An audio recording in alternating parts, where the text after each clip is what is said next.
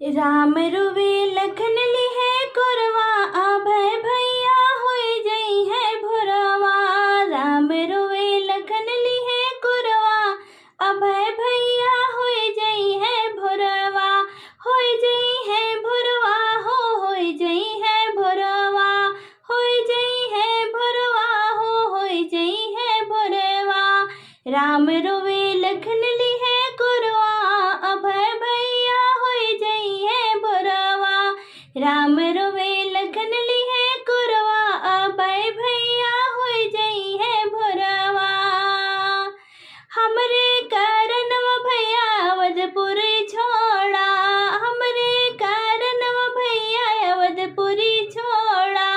अवधपुरी छोड़ा परिवार सब छोड़ा, अवधपुरी छोड़ा परिवार सब छोड़ा। छोड़ दिया माता के कोरवा, अभय भैया होई जई है भोरवा। छोड़ दिया माता के कोरवा, अभय भैया होई जई है भोरवा। राम रुवे लखन लिहे कोरवा, अभय भैया होई जई है भोरवा। राम रुवे लखन लिहे कोरवा, अभय भैया होई जई है भोरवा।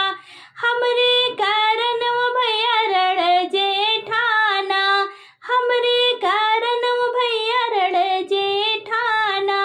रण जेठाना लड़ैया जे कैला, रण जेठाना लड़ैया जे कैला। अरे मार दिहे से बाढ़ दुश्मनवा, अभय भैया होई जई है भोरवा।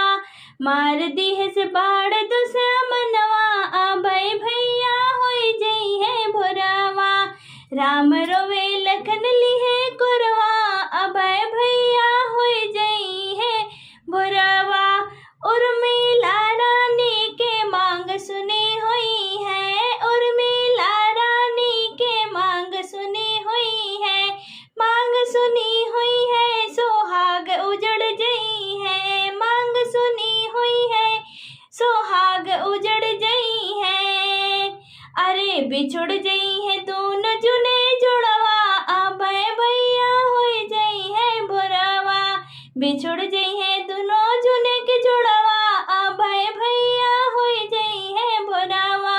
राम रोवे लखन लिहे कोरवा, अभय भैया होई जई है भोरवा।